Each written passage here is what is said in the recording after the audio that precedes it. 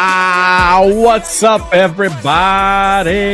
It's your boy, Brian, Adrian. We are Triggered Wrestling. Welcome to the show. Welcome to the show, everybody.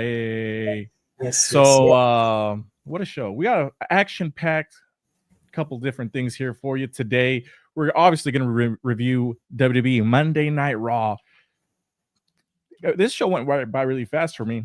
We're also going to talk about ESPN's top 30 wrestlers under the age of 30.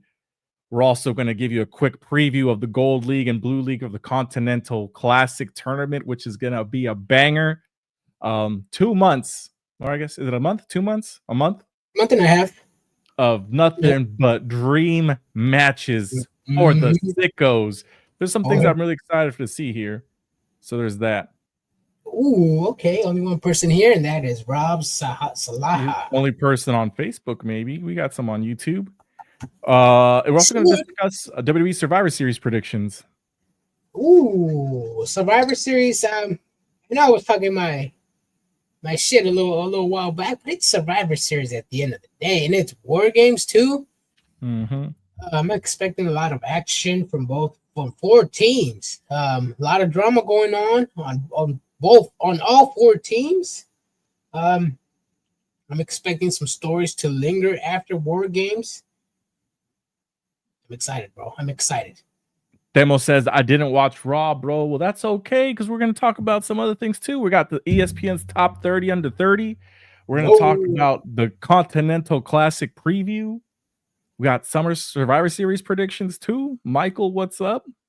Yo, Michael. Yeah, so we're going to wait to just trickle some more people to come in here. But, Rob, how you guys doing? He didn't watch Raw. Damn, bro. Can you believe he didn't watch Raw?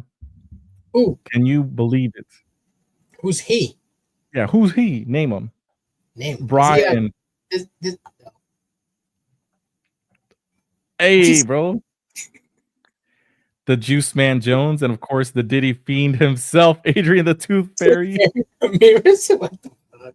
Oh man, bro. You're getting roasted, bro. He said let's talk about Adrian's new haircut. You got a new haircut? No. He's got that. He's talking about the one. Bro, Rob, how'd you know, my guy? How'd you know? Y'all weird, bro. It's all funny games here with Rob. Yeah, Wrestling Venom working overtime today, making up for yesterday, bro. Are they?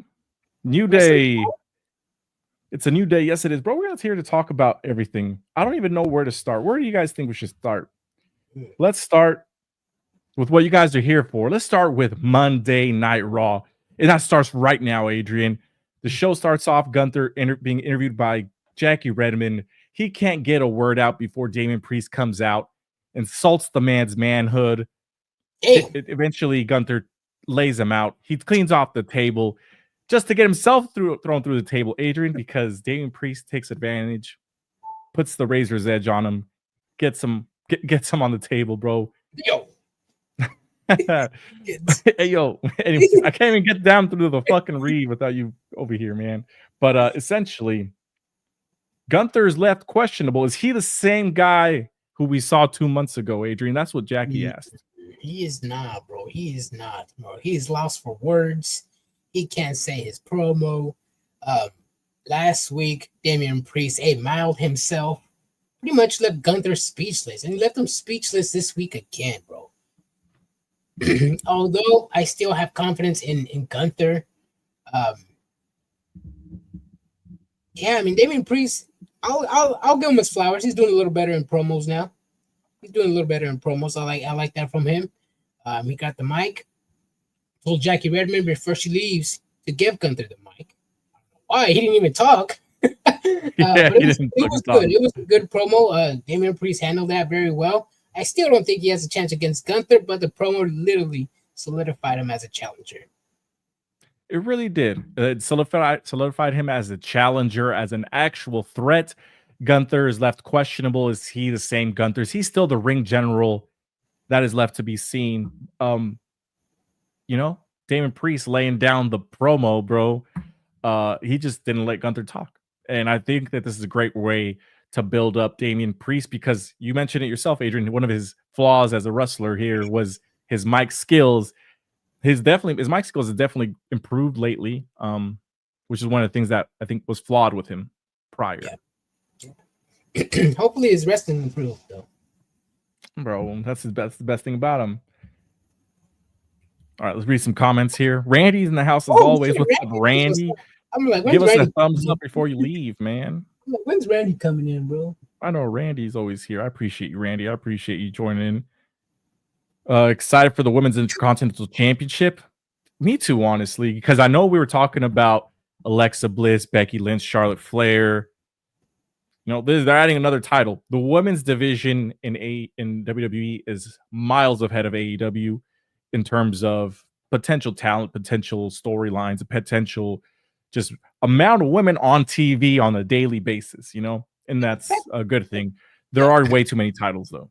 The fact that they have women constantly on WWE TV, that's already a W for WWE. AEW does have women on the roster, but they're not really featured in there. They're mainly featured on like Rampage, Collision, which is good, I guess, but that's not the A show. If you want to create a woman's storyline in AEW, you have to put them on the A show. There is feuds that people have been missing out, like the Thunder Rosa Deonna Purrazzo feud. Not a lot of people know about Thunder Rosa even works for the company, dude. Honestly, right? She's never on Dynamite. I mean, big ups and respects to her. Big fan. If you're not on Dynamite, I mean, you're not. Yeah. I'm not saying that you don't matter, but it's like most people forget about you. Yeah, that is true. That is true. Mm-hmm. Let's see. Michael says he agrees. Gives women more TV time. It does. It does. It really does. And it's not like women's matches before where they were boring. They're bra and panties matches and stuff. It's like I'm actually intrigued with those are the golden era. Golden era. I'm dead. That's right. I'm dead, Adrian. But if you are watching us, wherever you're watching us, YouTube, Facebook, Twitch, give us a thumbs up. It helps us out a lot. Leave comments. We love reading out comments from people. Let me ask you this, Brian. The Intercontinental title got introduced in WWE main event. How many? It wasn't main event. It was just before the show. Before they're still transitioning main event to WWE. I think something like that should be announced in the main show. I mean, we complained about AEW not announcing Ricochet versus Konosuke Takeshita for the pay-per-view. I mean, what's going on here? I mean, you want to put the title... They did announce it during the show as a recap. They said earlier today, but honestly, it should have been on the main show on live TV. I'm glad that they still did a recap, but it should have been on the main show. I'm actually happy it was a recap, Adrian. Because you got to think about that. That stuff takes a lot of TV time, Adrian, because you got to have a commercial break. They come out, they bring it out, they do that stuff, and then they got to take everything out. This way is just a quick segment on the way to the next match. Well, I guess. I mean, if it's WWE and they can never do wrong, okay, I guess. I'll take that. Oh, my God. Anyways, Corpus Christi, Texas, coming in as always. Gotta love a refocus on the women's roster as actual competitors and not just shaking tits on TV aimlessly. What a shot at AEW. What a shot on AEW right there. Yep. Yep. What about wasn't Nikita Lyons having a twerk off in NXT a few weeks back with Jada Parker? Was she? I don't know. Yeah. I remember you posted. I don't watch NXT, bro. Oh, not all of a sudden. I mean, Sexy Red was out there twerking it off, bro. That one was for the sickos. No, the real sickos. Yeah, he says. Let's see. Michael says we all read it was going to be announced weeks or months ahead. I mean, for the casual fan, they don't know that stuff. For people that live online, you know what I'm talking about, Adrian. People that live online and do this for a living, we know a little bit more than the average bear. Yeah. All right, let's moving on. Bianca and Naomi have to find a fifth person, and they got to find out who took out Jade. You mentioned that you think it's Bailey, right? Oh yes, but I'm seeing when we made that post on Friday, there was a lot of predictions that I saw from people. Some of them do make a lot of sense. I saw Piper Niven thrown in there. She's making a name for himself, which I could see it. Piper Niven has been overlooked for so many. How many years she's been with the company? Naomi's always won. Who's the other one? Bailey was an obvious one as well. Damage Control was one. Mm-hmm. You said Kairi Sane too? Yeah. Trying to join, like Damage Control, trying to join up together again. Yeah, the fan theories are crazy, man. Some of them make sense. And I like hearing all that stuff. Exactly. You guys got a fan theory. What other people think about a wrestling story without an argument. Hey, just throw out your predictions, see what's up. I like that. Exactly. Which is why I love having this live show with us, because otherwise it would just be me and Adrian spitballing together about what we think is going to happen. But now we have a community of people that share great thoughts, and we have a wonderful conversation together. So I appreciate all you guys watching. Hold on. Does Michael, is he saying Bianca Belair probably attacked Jade? Bianca Belair was in the match when all went down. She could have hired somebody, though. She did it for The Rock. She did it for The Rock. Nah, bro. I don't think it was Bianca. I mean, maybe before the match, but that doesn't really quite make sense. They're both tag team champions. Yeah. I still think it could be. I got a strong feeling it could be Naomi, though. Or no, not Naomi. Bailey. Bailey's jealous she's not having in the match. This is her way in. I can see that. Yeah, that and because I don't know if you were like listening or watching all the backstage segments with Bianca Belair and Jade and Bailey. Bianca wasn't too she didn't like Bailey that much. She was always like shooting her off her way.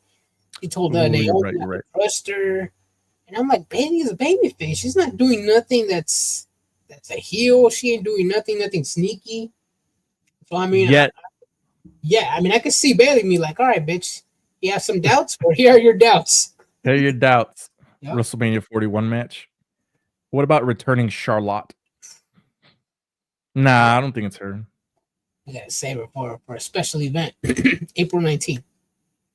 I'm just messing around, bro. I'm about to sleep on the couch, bro. All right, moving on. We get let's see here. Rey Mysterio. What? All right, moving on. We get the tag team match we've all wanted to see. Rey Mysterio, Dragon Lee versus Brutus and Julius Creed, the Creed brothers, in a tornado tag match, Adrian. Let me just say that this was a good match. It was a good match. I was excited. A lot of stuff was going on. We got to see some high-flying moves. We got to see a 450 from Julius Creed, which gets a 2 count nowadays. The ending is what ruins it. Rey can't kick out of a surprise roll-up because they flipped his mask around. And let's just say, bro, we got to call it out how it is. I complain about Chris Statlander losing to the setup of a 619, but here we have a guy losing because they flipped his mask around. Yes, and then the match was decent. It did its job. It featured Julius Creed a lot. Really, Julius Creed a lot. I like that. There was a spot where he did a superplex on Dragon Lee. That shit was amazing. Mm-hmm. I mainly saw more of Julius Creed in this match. He was giving it to Rey Mysterio. Pause on that. He brought the heat. I liked the Creed brothers before this match. I like them even more. Pause on that. I can't, bro. Anyways, yes, the ending. Yeah, man. I don't know about Rey Mysterio. I mean, what do you have to see in order to kick out? I mean, it should be an instinct. You should be a ring veteran. I mean, we hear from the announcers, oh my God, the ring veteran, the ring awareness from the ring veteran. Oh, this, that. And I'm like, come on, Rey. You're making veterans look weak. Yeah, looking very weak. I get that, he wants to protect his identity and all that stuff, but it says mask. Like, you could still kick out and flip your mask around. There's a couple things you could do. This was a terrible ending to the match, I think. So, I'm sure Rey Mysterio at this age is probably like, fuck it, I'll do whatever my agent tells me to. You know, so whoever wrote the ending of this match needs to be reevaluated. Yes. Like I fucking just rip his mask off That would would have make been a lot better. more sense. You know what I mean? Rip the mask off. He's covering his face. He doesn't want to kick out because he has to continue fighting without a mask. Yeah, and if he kicks out, that's a potential exposure of the face, right? Exactly. I don't know, man. Maybe I don't know. I just have a feeling some people are gonna say, "Oh, well, don't you when every time you go to a location, don't you turn on the volume and the music so you can see better?" I mean, that is true, Adrian. That's true. I mean, another instinct. You're like, hold on a second. I don't know where I'm going. Turn the volume down. You're like, what is going on here? Let me see better by turning the music down. I'm fucking dead. Identity reveal is sacred, Adrian. You should know that. Yeah, but he just flipped the mask around. It's not like he ripped it off. It's like people are gonna look at the back of his head. We know he's bald. His wife shares pictures of him on Instagram maskless all the time. Bro, we've seen him in WCW. Yeah, we've seen him. I think, yeah. But at least they're still keeping the whole mask thing kayfabe, I guess. So yeah, true. I guess so. It's not the same guy. It's a different Rey Mysterio. Yeah. Let's see. Sticky Bandits, I for sure thought they were going to pull some WCW Ultimate Warrior shit with that mirror segment with Scarlett. See, I know what you're referencing, but I don't remember one bit about it. So, what the fuck? WCW Ultimate Warrior. I just remember One Warrior Nation, bro. I don't remember shit. Yeah, he was looking in the mirror, and then the Ultimate Warrior was looking back at him. I don't remember the segment. I just remember the picture. Okay. But hold on, didn't the Final Testament and Miz came out that door, and then like 2 seconds later, she was already in there waiting. Oh, she was already in there. Oh, like in the bathroom, bro. Oh, she was ready and waiting. Whoever painted that room needs to get fired, bro. All the walls and the doors look the same to me in that room. It's like a broom closet. Broom closet. Yeah. Let's see. I guess we don't really need to talk about the Judgment Day segment too much, except for R-Truth is canceling Thanksgiving. I thought that was funny. And then they just talk briefly amongst themselves with Judgment Day.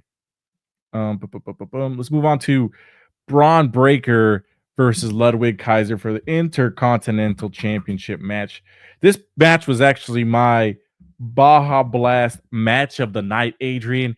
This match, let me tell you, Ludwig Kaiser's Hear me out, Adrian. Ludwig Kaiser is taking it up a notch. We always know he could have good matches, but he's taken up a notch, being more aggressive ever since he was told to be his own man. Yeah. This match was going places. He was actually knocking down, being down Braun Breaker most of the match. Braun Breaker hulks up, is fucking starting to get rolling. Then Ludwig turns the table on him. And then he gets taken out by Sheamus, Adrian. This was a good match. It was a good segment because it continued through the commercial. We're going to get an Intercontinental Championship 3-way match at Survivor Series, which is going to be a really good match. I'm excited to see, and stay tuned for our predictions. It's going to come after this episode. Yes, I really do enjoy this match. I mean, we've been waiting for Ludwig Kaiser to finally get out of the shadow of Gunther. This is what we wanted. I mean, we did not need to see a 2-month, 3-month path to his journey. Nah, fuck that. Last week, he got told by Gunther, be your own man. This week, he's being his own man. He gave it to Braun Breaker hard, bro. Brought the match to him. For a second, I thought he was going to win, but, I mean, obviously, it's WWE. The interference last week was obviously going to come into play this week.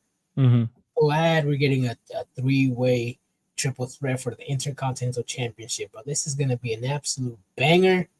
I would like for Butch to weasel his way in there somehow, or at least further down the line, a triple threat.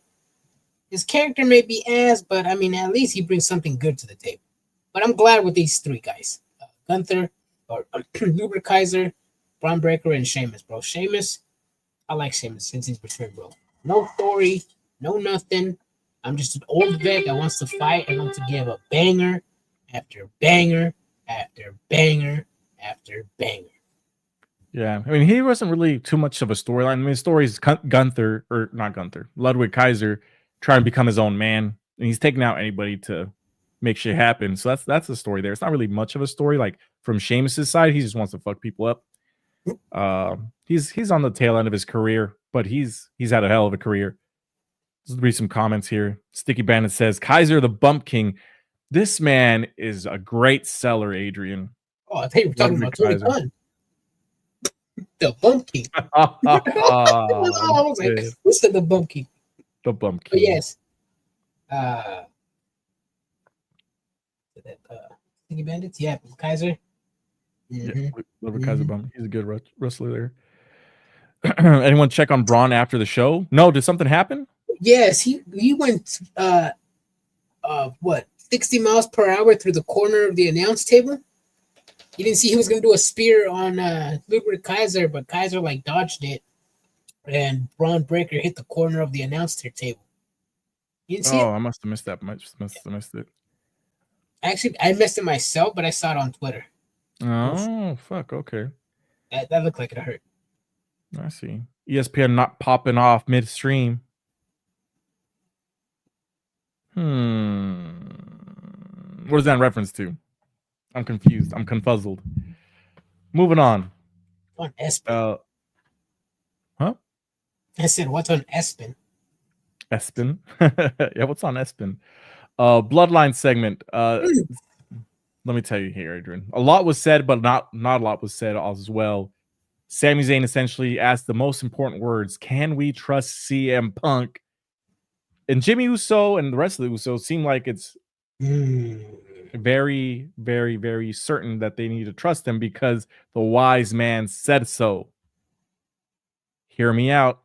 Yep. CM Punk is going to turn, and here's what I think is going to happen. We saw what Paul Heyman was wearing. He was wearing Solo Sikoa's outfit to the T. The V-neck shirt, the same suit, the red pocket. It's very, I mean, he's got a tan. He's not white. You know what I mean? Hey, he just needs to paint the top of his head yellow, and he's Solo Sikoa at this point. Does he have hair? He doesn't know. He just has the back. So technically, if he just, did like the Simpsons it in the middle, bro, throw some top ramen on his head. I don't know. Yes. You got Solo Sikoa. Ooh. So you said Trump is not Trump. What? Trump. What the fuck? You said Punk is not to be trusted, or the wise man? Both, because okay. Hear me out, Adrian. Because CM Punk's he's loyal to Paul Heyman. We know that. But Paul Heyman isn't loyal to the bloodline anymore. When he needed them, they were nowhere. They didn't want to help him. Jay was gone. Jimmy was gone. Roman was gone.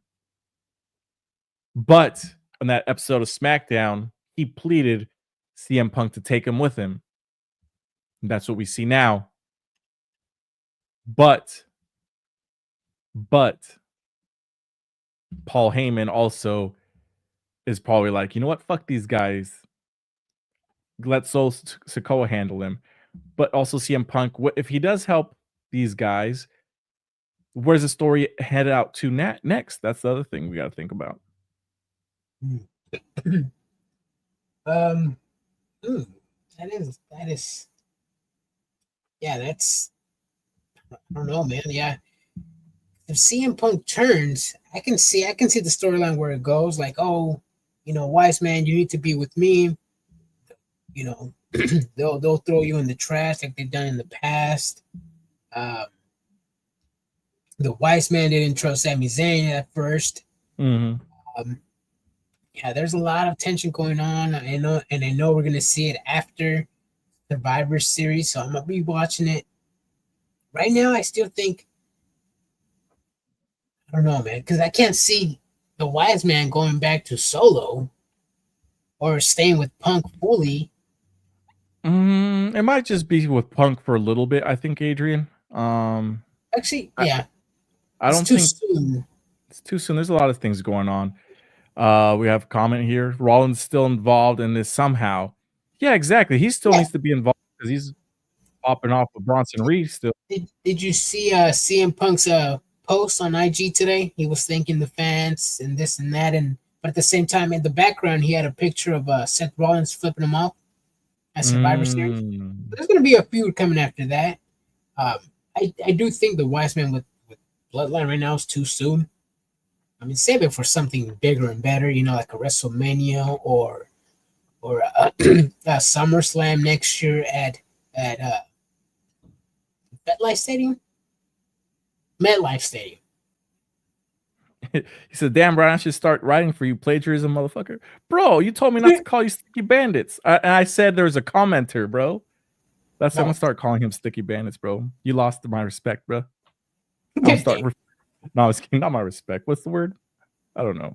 I'm gonna start calling you Sticky Bandits now. From now on, it's another way to further add to Punk versus Rollins. CM Punk's do more shine from Seth by being the one to join the team after they approach Seth about it first. Exactly. So that's exactly where I see this going. Yeah, I could see Seth Rollins being like a little jealousy type of guy. Yep. I mean, he's jealous of Roman Reigns, jealous of Cody, jealous of a lot of people, jealous of CM Punk. Yeah, jealous of CM Punk. Now that I think about it, it was actually Rollins who turned on Roman Reigns. So I mean, you know me, I'm a Roman Reigns fan from day one, bro.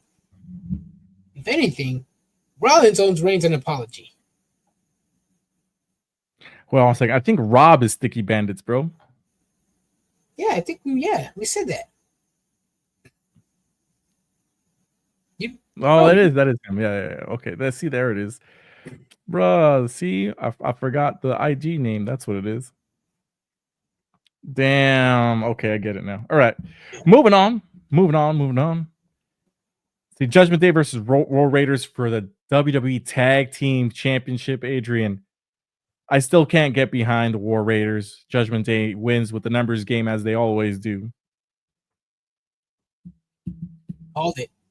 Flavors of the week.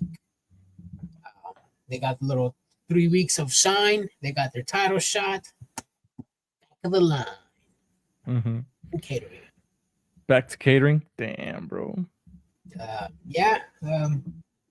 War Raiders are cool. They were cool in the indies, but not so much in the main roster. I mean, I know they do their thing back in NXT. Just sucks that the same success from NXT doesn't transition to the main roster. Man, it's just they came up at I think if COVID never happened and then we didn't see them kind of being wasted away with the Street Profits doing like the basketball competitions for like 3 months, bro, and then they didn't get hurt, I feel like it would have been a lot different. You know what I mean? Yeah. That's the other thing. OTC. Raniel Reyes. Yep. Let's see. Caitlin says Rollins legit has no gripe to stand on with Roman. Roman's broke up the Shield. Roman's cost Roman versus Brock with his Mania cash-in. Rollins screwed Roman versus Cody. He deserves every tribal chief ass whooping he gets. I'm a Seth Rollins fan. Facts. No. Facts. Let me tell you, bro. He was being held back by Roman Reigns. It's not my fault. Bro. They're not the Viking Raiders. They're the War Raiders now. They're the Viking Raiders. The Viking Raiders. You know what's crazy, Adrian, is like I think it was last week they were having a fucking vignette for them about them being injured, and he's like one of the guys was like he's like, I almost was scared that I couldn't, get food for my family and work to provide. And you're like, I don't like these motherfuckers. And you're just talking the maddest shit. And I'm like, damn, bro, this fucking dude just had a vignette about not being able to walk. Shit. Oh, yeah. All right. Let's get into the main tag team that we all are here for, Adrian. The New Day. Next week, Adrian, is the 10-year anniversary of the New Day. It's going to be legendary. I think Big E is going to be there. That's what at least I hope. Before we get into the promo, I just want to say I fucking called it that Akira Tozawa was going to get the win, didn't I? I fucking called it, Adrian. I really did. Yeah. But what I did, what? Yeah. No, yeah. Exactly. But what I didn't call Adrian was the complete roast session that these two gentlemen were having. Kofi Kingston and Woods, they left it all on the line. You've never been the singles champion because you're just not good enough. We carried your ass, me and Big E. Kofi's again, and then Woods' insults weren't really that good, bro, because he has no leg to stand on. Yeah, he's won nothing. He really hasn't. He was carried. The whole world knows Xavier Woods was carried by Big E and Kofi Kingston. This is why I was like, "Oh, Woods is getting mad at what? Why is he calling the shots? Why is he calling the plays? Why is he acting like he has a world championship mind?" I'm glad Kofi Kingston put him in his place and let him know who's the big dog around. I'm glad Kofi Kingston told him that the reason he was successful is because of him and Big E. I like that they went backstage and had a little personal one-on-one beef and not in the arena or in the ring in front of everybody. It made it a little bit more personal. It made you feel like there were actually beef between the two. I like that from WWE. And then you know me, I was shitting on this. After seeing that backstage segment and knowing, all right, I'm actually hoping Big E shows up next week. It might actually be a good reunion special. I mean, I don't know if they're gonna have a feud after that because we've seen Xavier Woods wrestle. So I'm not excited about that part, but I'm excited about the segment. Exactly. It's like if the show does not end with the fucking main event being this celebration of the New Day, we gotta fire Triple H, bro. You gotta start the show with something else, bro. But the show has to end with the New Day celebration, I think. Ooh, really? Yeah, it's got to, bro. Oh, and isn't that gonna be recorded because of the holidays, right? I think so. I think I had it right here. Shit, bro. Bro, chat on. I'm not gonna. Let's stay on top before we read some more comments, Adrian. Let's see. Back to Xavier Woods. He has no leg to stand on, but this let me thinking that Kofi Kingston is actually gonna be the one that turns heel. And you've been saying that for a while. People have been saying that online for a while. It's gonna be Kofi that turns on Xavier Woods because Xavier Woods is gonna just try to prove himself, and Kofi Kingston comes out looking like just like a dick. Yeah, I can see it. I mean, he's gonna end up looking like a bully because he's the one that has achieved the most. And obviously, Xavier Woods is like that. Oh, I want to make a name for myself. I want to be a shot caller. Bro, he really said, I took all these L's for you. Thank you. Thanks, bro. Shit, I ain't asked you to take them L's, bro. I wanted them dubs. I was dying when he said, "You're the reason why I became world champion." When? Because he gave him the shot, bro. He started Kofi Mania, is what he said. Oh. But the real reason Kofi Mania started is because Mustafa Ali got hurt. Damn, Mustafa. It should have been me. Mustafa Ali keeps getting the short end of the stick, bro. Kofi Jamaican accent's gonna come back on the heel turn. Caitlin says, been calling the Kofi turn since the jump. And my boy Chet over here. What's up, boys? The New Day backstage was the only good thing on the show. Heel Woods will do his best work in WWE. I still think Kofi Kingston being a heel would be a lot more interesting. At this point, give Xavier Woods the world heavyweight title, bro.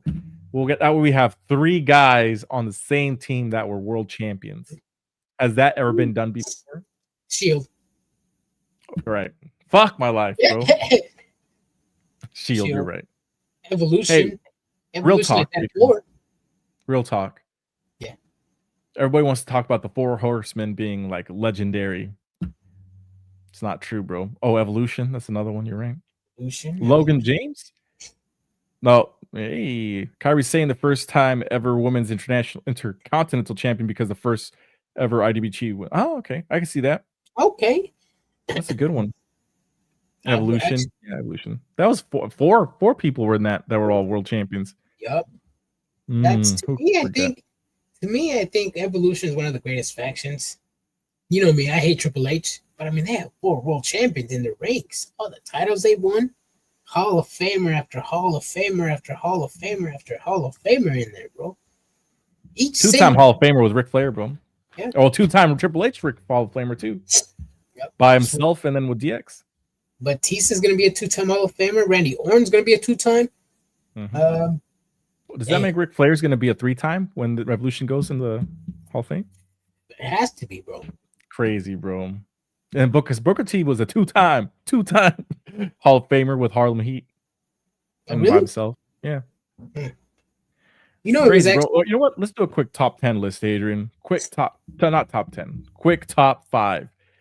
Top 5 factions in Adrian. You could put them in order. You can put them out of order just because I'm putting you on the spot. But top 5 factions. Factions of all time. All time? Of all time. Okay. Number 5, I'll go with Los Vipers from AAA. I know a lot of people don't know them, but Los Vipers were the hottest thing in AAA back in the 90s, bro. Hey, you guys don't know. Ooh. 4th, I'll probably go with the Elite. The Elite. New Japan, AEW, the Elite. 3, I'm going to go with DX, bro. DX. 2, Evolution. 1 and only Bloodline, bro. Oh, shit. Damn, bro. Bloodline number 1? Yeah. Shit, if I would have picked only American factions, I would put NWA number 5. Los Vipers. Bro, get the fuck out of here, Adrian. Top 5? I was watching Rudo factions back in the day, bro. Okay, well, okay. First of all, we're gonna go into deep lucha right now, bro. Los Vipers over la secta cibernética, though. Yeah, bro. My guy. The Elite, bruh. Number 4, yeah. All right, that's your list, bro. I'm not gonna give you my list, Adrian. The disrespect. All right, moving on. We get the Miz and the Final Testament. They're making plans because they saw the Wyatt 6, but Scarlett's left with Nikki. She's attacked by Nikki Cross. We see that later. Interesting storyline. I guess it keeps the storyline going. It gets the women involved. Nikki Cross has literally done shit in this storyline. I'm glad she gets some action here. Yeah, I like that from her. Chet says, I thought he was going to say the Spirit Squad after the Elite. I was like, is this guy going to fucking say the Don Callis family? No. As number 2, bro? Shit. I was like, where's he going with this list? He said the Vipers. I threw you off, bro. I threw you off. You did. I was like, this is not exactly what I thought it was going. Elite rekindled my love for professional wrestling, bro. There was a time when I stopped watching WWE for 5 years, 2 consecutive times. Kept trying to watch it. Didn't watch not one bit. Saw some New Japan stuff. Got me back into wrestling, bro. You know, speaking of New Japan stuff, on one of the guys that's formerly the Elite, I completely forgot about this. Marty Scurll was in the Elite, right? He's long been canceled, but I was looking up pictures of Brody King to put on a thumbnail. This guy was in the Villain Enterprises. I completely forgot about that. Brody King? Yeah, bro, I forgot. Damn. Yeah, so it's PCO. PCO is part of that faction too. PCO's having the career resurrection that everybody wants, bro. He's doing the Benjamin Button of wrestling careers, bro. He's reversing time. He's reversing time, bro. So that fucking dude is having a good ass run right now. Shout out to my boy PCO. See, for some reason, my Facebook and YouTube chat feed isn't working. I only see my text. That's weird, bro. You're not blocked or anything. No. There's a lot of stuff going on. Michael's over here. Real talk, Booker T only made because of his brother Stevie Ray. Booker had nowhere to turn straight out of jail. Exactly. I can see that happen. Well, that did happen, actually. Let's see. Moving on. Bianca Belair versus Nia Jax for who controls advantage here. Bailey costs Nia Jax the win. Bianca Belair advances to get advantage for her team. And we talked about Bailey being possibly the 5th person already. Yeah. My only takeaway from this show, I mean, I wish some matches were a little better, but the interferences, man, it's like one after another, and at some point they just get a little bit too predictable. Mm-hmm. I predicted 3 interferences in these matches, and I was right, except for the I didn't see it coming in the Chad Gable, the American Alpha or American Made in LWO, but another interference. Yeah, man. I mean, the mid man. I mean, at least give me a banger match. Don't give me something mid and then give me a shitty ending. You know? Mm-hmm. Yeah, the main event had me expecting more. Honestly, yeah, I understand the main event. There need to be an interference, to further the storyline of Jade Cargill and Bailey. They still haven't chose a fifth person, but Bailey's the obviously the number 1 candidate right now. That's weird. You guys are having issues here. What's up, boys? Noches Steve, bro. He said, for some reason, my Facebook and YouTube chat feed isn't working. I only see my text, but Michael's in here too. Yeah. I wonder what's going on. I mean, I can see you guys on my end or on my phone. I see Steve. I see everybody. I don't know. Unless you guys are making jokes, bro. I don't know. It is what it is. I only see mine. I don't know. We'll figure it out sometime. Or StreamYard will figure that shit out sometime. All right. Moving on, Adrian. Let's go. That ends our Monday Night Raw review. Let's talk about the stuff I really want to talk about, because after this list came up, I was like, bro, we got to fucking talk about this list. If you all don't know what list I'm talking about ESPN's top 30 under 30, Adrian. This list had me scratching my head. I was like, what is going on? So we got to talk about it, Adrian. Yes, we do. And there's a criteria for it, right? There is a criteria for it. Adrian, do you mind reading it for us? Yes. Below is our second edition of the 30 best pro wrestlers under 30. The rankings were based on merits rather than future potential, which is by far more subjective. The criteria included drawing power, popularity, skills, position in the roster, and accomplishments, including championships and tournament victories. A dozen different promotions were presented in our voting ballots across multiple countries. So it was voting. People voted on this. Yes, people voted, and they looked at everything: popularity, skills, position in the roster, accomplishments, and title and championship reigns. Everything. Okay.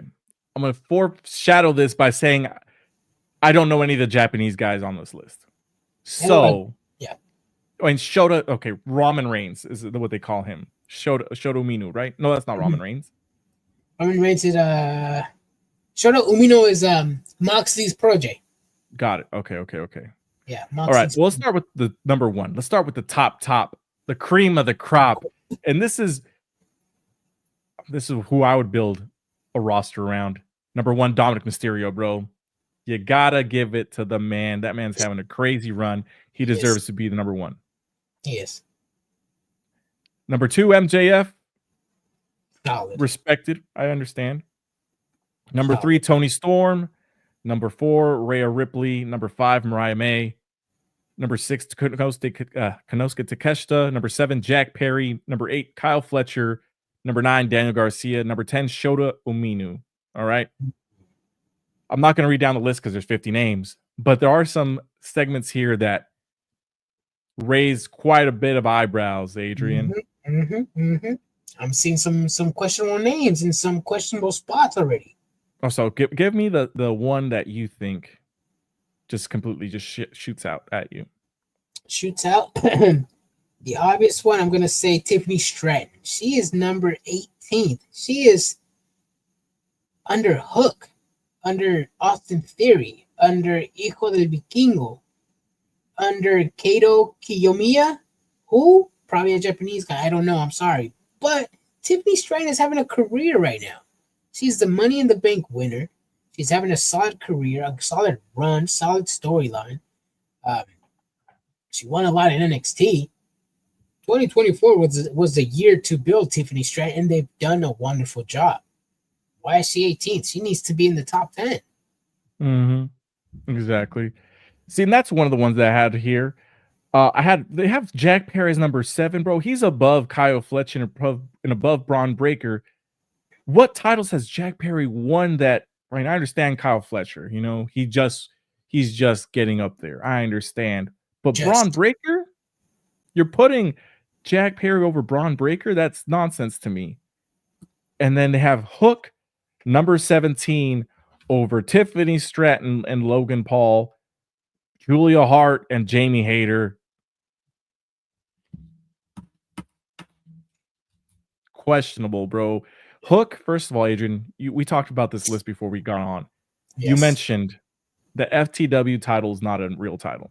It's not a real title, no. They say numerous times on AEW TV, Taz introduces the title as, this title is not recognized by any wrestling promotion. Therefore, it's not a real title. Well, I mean, obviously, I don't know if he says that, but it's not a real title. It's not a real title. And how many matches has he had in 2024? Like 10? Not enough to tell me that he is one of the best wrestlers. I mean, Tiffany Stratton, like Roxanne Perez. Austin Theory is another one as well. 15, that's too high for him. Hasn't done anything. I mean, he won the tag team title at WrestleMania. I'll give him that. But the run was ass. I forgot he was even champion until I looked him up again. Yeah, but even this, bro. Jamie Hayter was world champion. Yep. Julia Hart, world champion. I think Jamie Hayter was out of 2024. So why is see, she shouldn't even be on this list. Okay, well, see, there's questionable things on here. Wheeler Yuta, number 21, over Logan Paul. What titles has Wheeler Yuta won? Besides, I guess he's the trios champion right now for AEW, but he won the Ring of Honor Pure title, I think. So that all that is above the Intercontinental, the United States title that Logan Paul won. I guess, bro. I guess, and that's the thing. This is ESPN. Logan Paul is their boy. Is he their boy? How is he their boy? Well, I mean, they always see the highlights. They always post it on ESPN. Logan Paul. Oh, I guess so. Yeah. Yeah, a lot of questionable. I mean, unless these are actually like die-hard wrestling fans, which I highly doubt. It is ESPN. Yeah, no, this story has questionable names in here. Braun Breaker, good storyline with Baron Corbin down in NXT. They were tag team champions. NXT champion, Intercontinental champion in just under 3 months? Yeah. Twice? Yes. That should be a top 5 right there. Top 3. Yeah. Doesn't make sense, bro. I mean, Takeshita, he just won a title. Yeah. He just barely won a title. He's having good matches, but he's just won a title. Yeah. Equally, Vikingo's on here. He's been injured pretty much the entire year. Yes. He's injured right now. He's injured right now. Yeah. The day he came back, he got re-injured. How does that work? I think it was like a couple of days later. Oh yeah. See, I don't know, man. I mean, I don't know if they're basing it off just because they're under 30, they're eligible, or are they doing it because of the year? You know, I don't know if they're doing it from last year. Yeah, it didn't specify specifically time frame to time frame. Yeah. So even the merit doesn't even make sense, bro. Because, I mean, if it's just because they're under 30, then okay, then rearrange them correctly. Yeah, but it's their list. I would obviously put some people in the top 10. Roxanne Perez, great job. I'll put her in top 10, probably top 15. Chris Statlander, same. Yeah. Even Jordan Grace, she's the TNA Women's Knockout, or she was. She just lost it.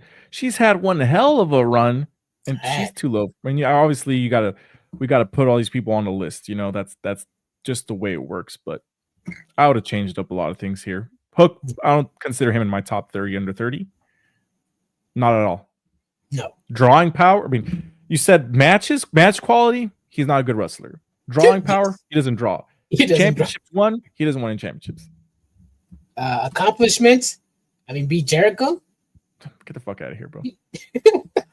Not me, bro. That's them. I guess that's them. Yeah, All that's. right, man. I don't know. Popularity? How popular is Hook? Not that popular. He can go anywhere. It's not like people are gonna be stopping him.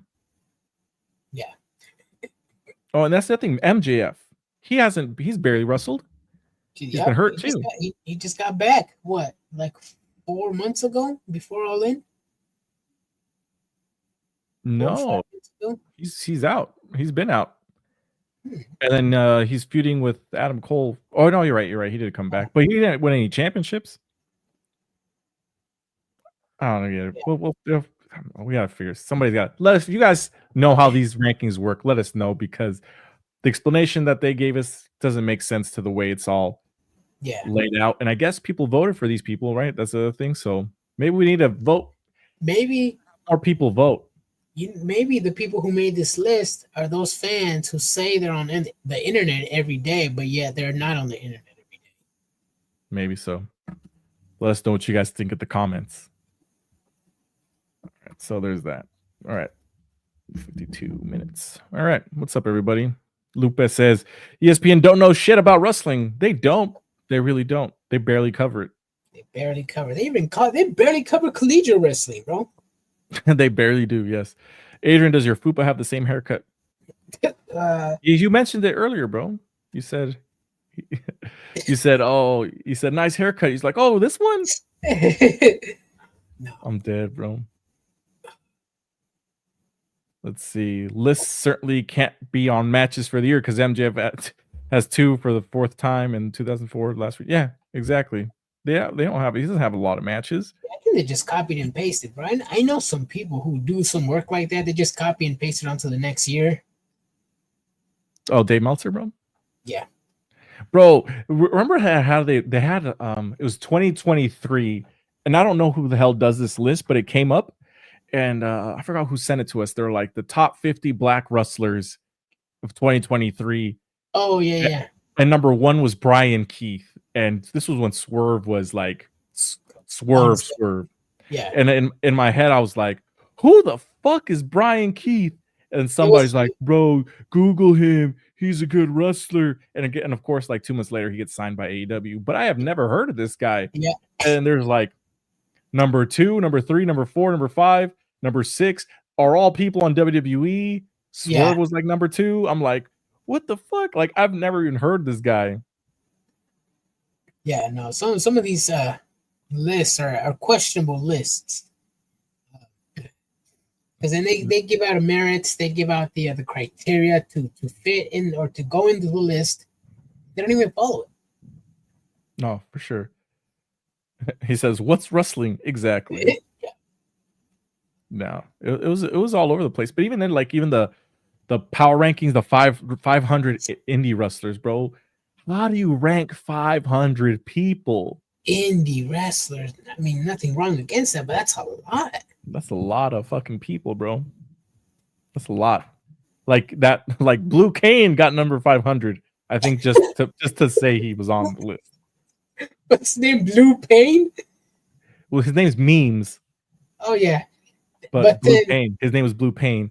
But bro, if cocaine doesn't get on the list this year, bro, I'll be triggered.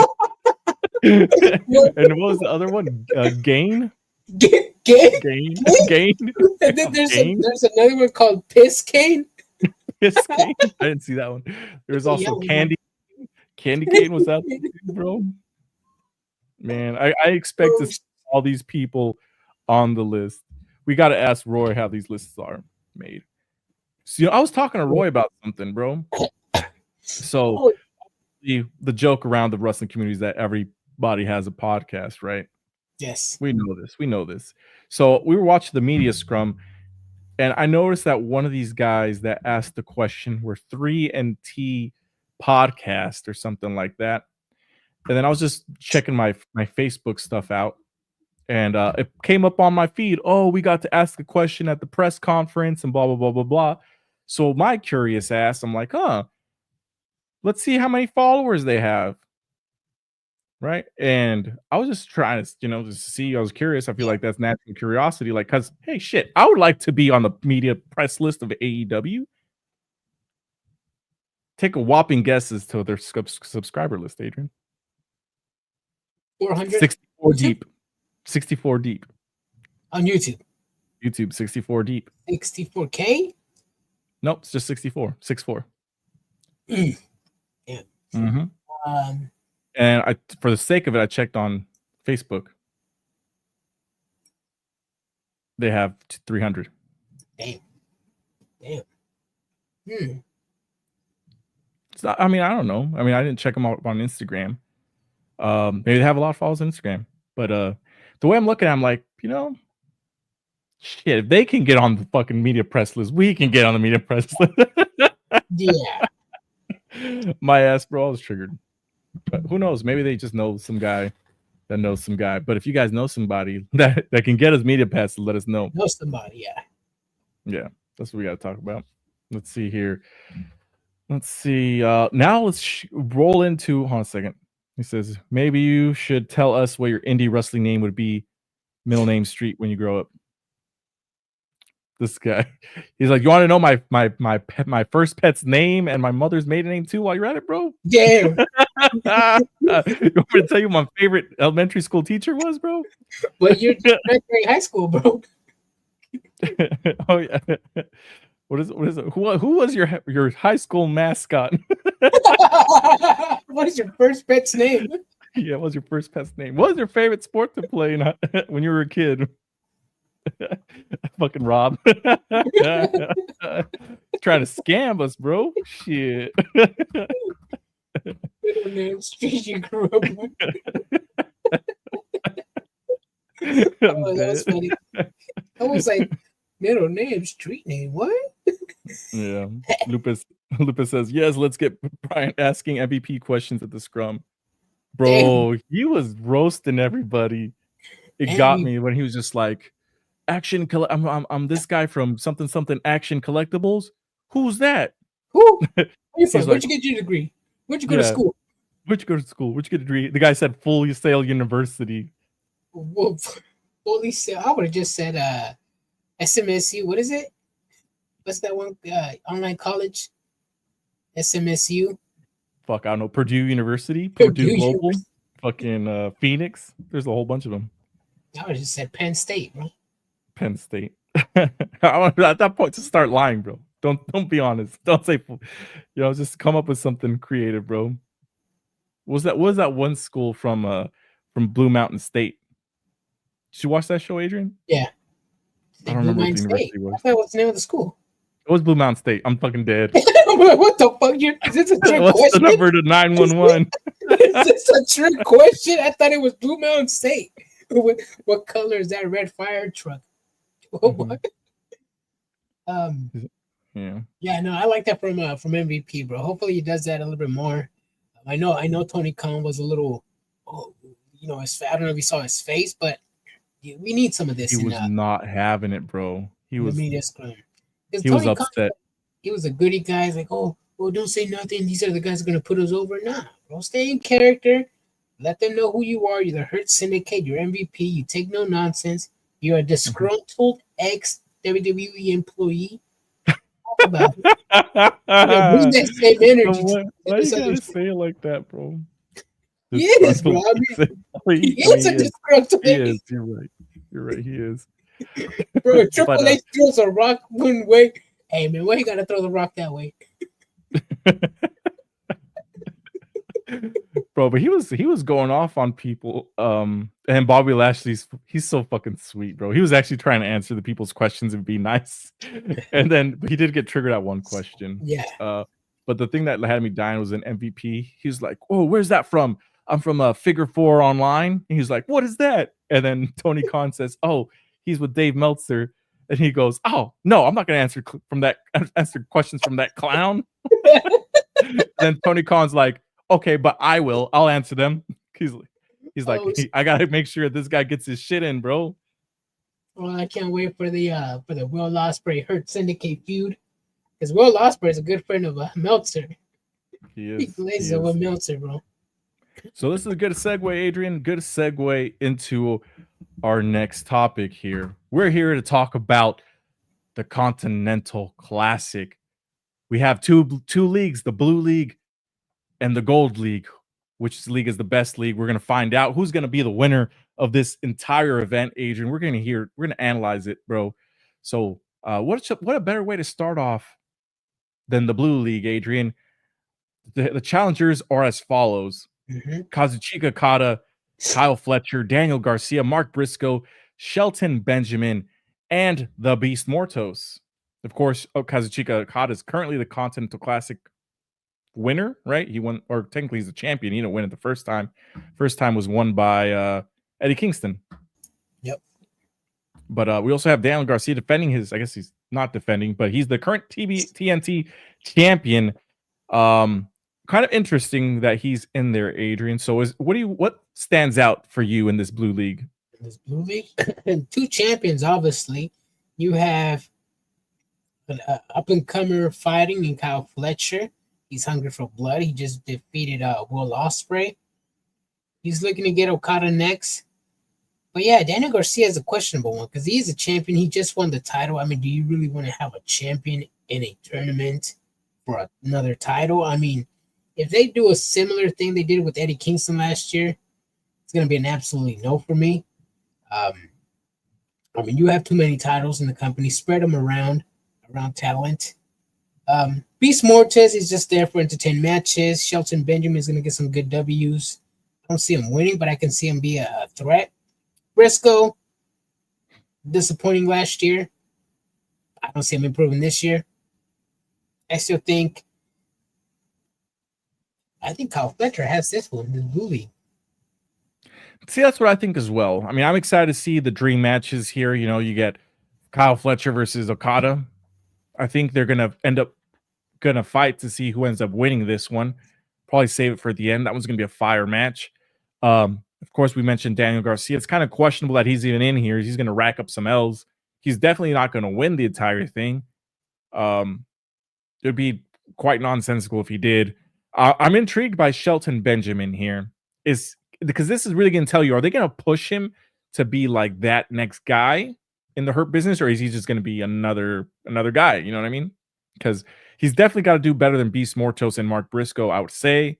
Obviously.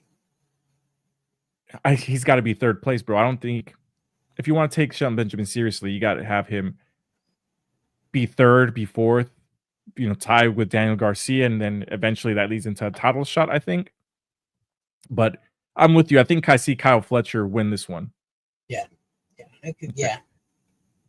So let's move on to the Gold League, because the Gold League is the one that intrigues me the most. And that's why we got to save the best for last here. We got Darby Allin, we got Claudio Castagnoli, Will Ospreay, Ricochet, Brody King, and Juice Robinson, Adrian. So what do you think about those 6 challengers there? Darby Allin is obviously the clear favorite.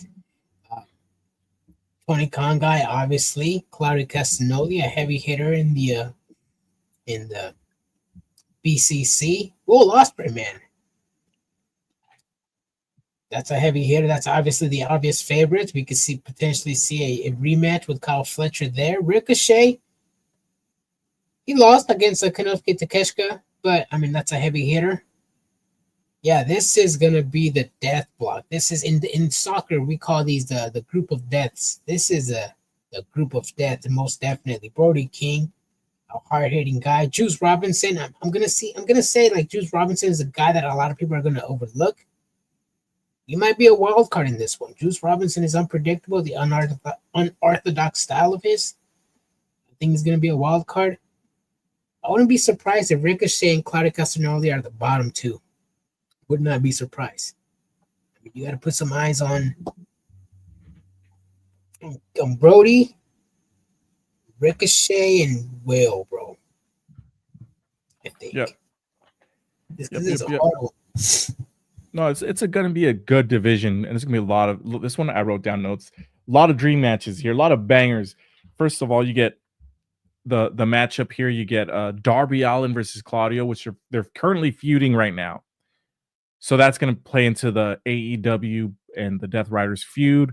You get the dream match rematch, Will Ospreay versus Ricochet for it's technically the third time, but this time no interferences, so they're gonna have to go the limit or go the time limit.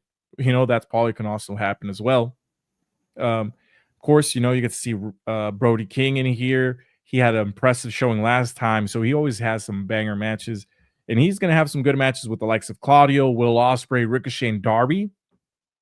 I'm excited for that, but could I be mistaken? Did Ricochet already beat Brody King? I don't think so. Maybe no. I don't think so, to be honest. Who was running through the Blackpool Combat Club? Adam Cole? Yeah. That's what it was. Never mind. I take it back. They're having some good matches. I mean, Brody King's going to have some banger matches. I guess the wild card here is going to really be Darby Allin. I expect him to do quite well. Claudio's going to be pushed down a little bit. So is Juice Robinson. It's going to come down to Will Ospreay and Ricochet, and I honestly think Ricochet is going to come out on top here. Because I don't think we need to see Will Ospreay versus Kyle Fletcher in the finals here. No. Actually, you're also trying. Go ahead. Will Ospreay has lost 4 matches this year since he joined AEW, and 4 important matches. So I mean, I can see him lose this one. You could be right. Yeah. Ricochet's trying to prove that he can carry a company. So this is the way that you can kind of prove that you can carry it, is by going one-on-one with Kyle Fletcher in the for the title here. Yeah, so you're right. If I were to pick one winner to win the whole thing, I really need and I want Kyle Fletcher to win. That would solidify him, and he needs it. And all these other guys don't need it. Facts. That is true. They don't need it. And you could create stories right after that. Obviously, you have the Will Ospreay. You can put the Ricochet in there. Yeah. All right. Perfect. There's that. Let's see the comments here. Ricochet gonna have to change the name when WWE trademarks it like they did with Adam Copeland. Nah, he can't. They can't do that. That's his. He owns that name. They haven't faced off yet. Yep, I was wrong. Let's see. Smart of them to put Ospreay and Ricochet in the same bracket for the inevitable match. Could have meant more if they not pulled the trigger already. Exactly. Yeah. Exactly. Yeah. Yeah. It is, and that's the thing about it. But you kind of blew your wad too early. He couldn't carry Samantha's luggage. Damn. And then who posted a picture? I guess they posted a picture of Ricochet carrying the bigger guy from War Raiders. Oh yeah. And then he says, "Should I be offended by this?" That shit was funny. But let's talk about you know what, we'll save it. Let's save it, Adrian, because we still got to find out more about Survivor Series because we don't know who that 5th person is. So let's hold off on doing the predictions. What do you think? I think we could do that. Let's hold off on that. Okay, sweet. So that's our show pretty much, everybody. How you guys doing this late at night? Damn, I'm doing good, bro. Yeah, bro. Solo's my tribal chief. About to turn on his hot bath right now, real quick. Gonna turn on his what? His hot. Yo. Damn, bro. Gonna turn on. That's what Rob said last week. Oh, he did. Yeah. Shit, man. Well, any final questions, Adrian? Anything you want to ask? No, I'm good. I'm solid. Sweet. Well, I appreciate all you guys for watching us as always. Late at night. What the fuck, bro? It's late, my guy. Well, let's chit chat for a little bit. Rob, did you get Taco Bell today, dude? That's what I really want to know. Bruh. Did you give your Baja Blast match of the night? Yeah, I did. Oh yeah. Yeah, he does work nights. Michael Graham does work. I forgot. Yeah, I feel like he told us where he works, but I forgot. Yeah, that's true, bro. I used to do that shit at work all the time. You too, bro? That's what I do at work. You too? Bro, I'd be texting at work like we used to do in high school. Under the desk. Damn, bro. It's not Wednesday. Oh, yeah, Taco Bell's Wednesday? Oh, yeah. He's drinking them? Oh, shit. What are you drinking, Lupe? Lupe, how come you don't have a Facebook picture? That's what I want to know. Taco Bell's on Wednesday. Dude, I used to have Taco Bell on Fridays all the time. Oh, Big AJ Boom broke his foot in that match with QT Marshall, bro. Can we give some props to the man? The man pulled through and finished the match, bro. That You know who guy. didn't finish the match, Adrian? Who? Sin Cara. He dislocated his finger. Damn.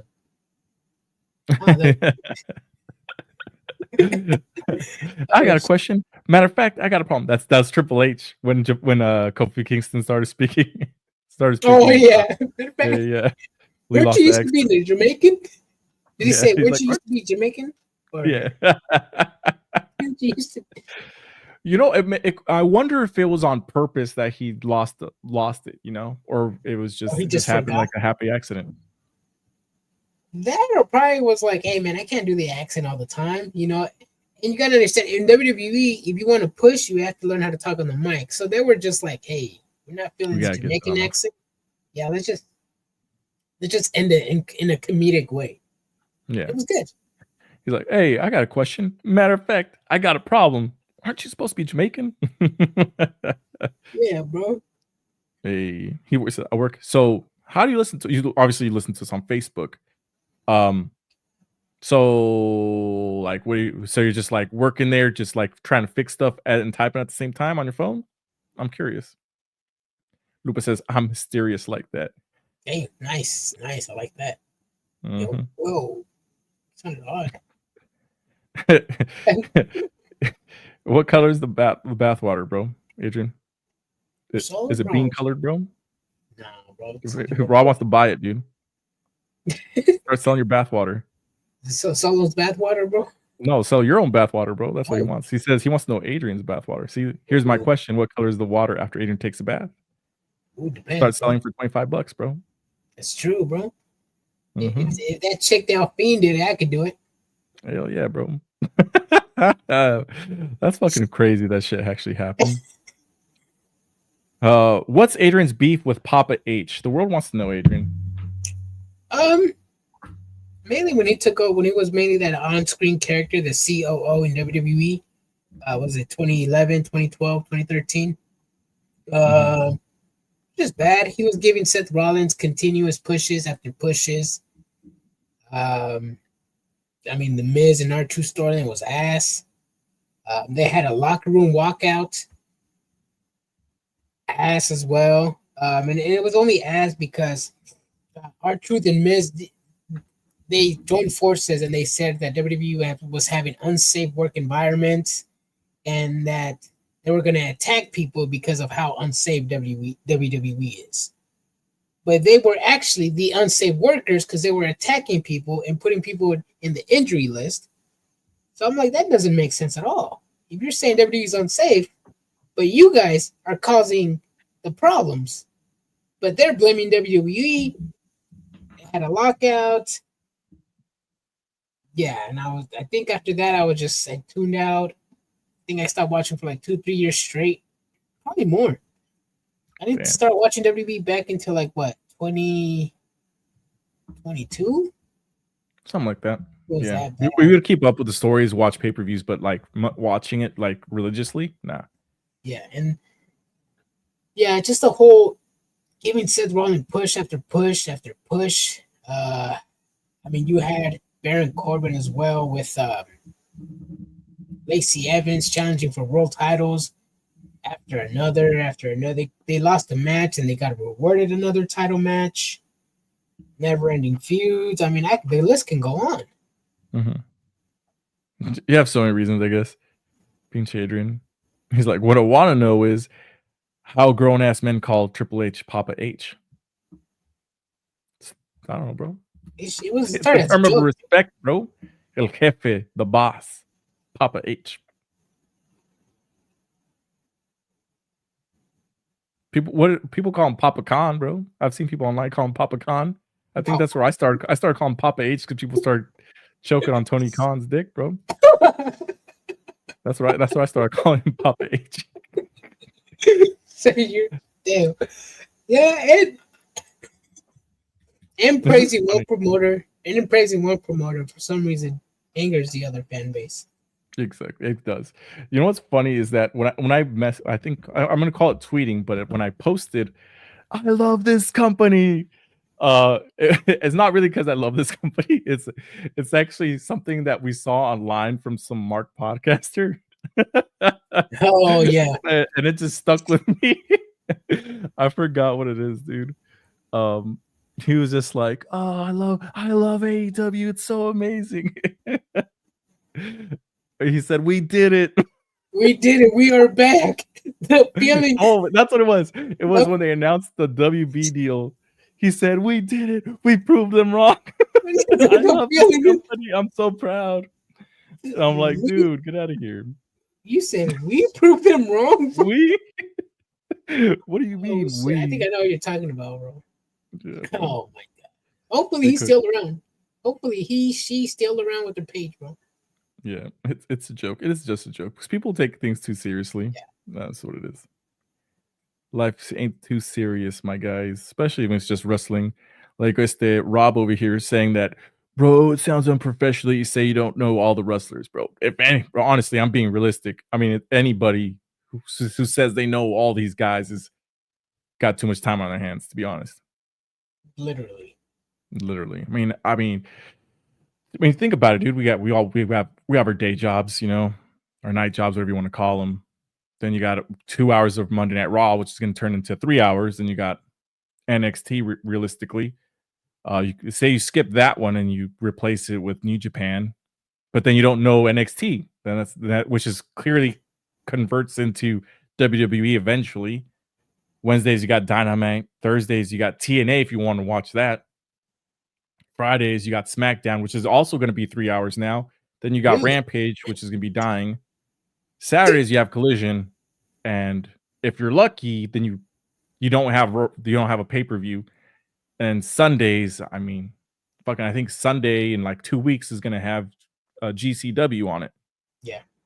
So it's picking and choosing, bro. It really is picking and choosing. I mean, I can read everything that goes on in New Japan. It's just too much wrestling, and at some point we just got to niche shit down, bro. Like if 200 million people watch WWE and 500K people talk about New Japan, then I'm gonna donate my time to where it's most, Yeah. Normally, I don't really start paying attention to New Japan until around October, right in time for Wrestle Kingdom around there. Oh yeah, and then in May, right in time for Russell. What is it called? Forbidden Door. Forbidden Door. Yep. Yeah. Michael says, in all seriousness, Triple H is making W product better than Vince McMahon. Yeah, if you compare the last few years, yeah, 100%. Yes, especially the pandemic. Actually, no, I'll give Vince McMahon. He tried during the pandemic. He tried. They're limited what they could do. Yeah. But I mean, it's the pandemic. Yeah, it was a pandemic. There's a lot of shit going on. I regret not selling one of my pops during that time. My Macho Man pop was up to 1,250, bro. That's just down to 250 right now. 250? Right now. I should have sold that shit. A Macho Man pop. Macho Man pop, bro. That's when people were getting money for sitting at home, dude. Mm-hmm. Guess we can only get triggered when you're ready to get triggered. Yeah, bro. We're triggered. No, I'm just kidding. I'll just fuck with you. All right, I think it's a good time to end our show. 8:30. If you guys ever got advice for us or whatever, just hit us up, bro. Message us on Instagram, Facebook. If there's anything you want to see, if you want to talk about, let us know, dude. We're always down. Yeah. Shit, we're just trying to make better product for y'all's. If you guys listen to other products, let us know what you like, what they do. Mm-hmm. Mm-hmm. Yeah, we're always down because I appreciate y'all's. Yeah, come up with the top 5 list. Shit, I mean, we are thinking of bringing somebody in like for little discussions here. But you said we could do it on Facebook, right? Like to bring someone in, like just for like a segment or a match for like a pay-per-view or something. Like, hey, you want to talk about a match? Oh no, I meant like as a guest, like for the episode, not like specifically like for one segment. No, not like fan engagement. This is fan engagement. Already, they comment, we respond. I don't need to.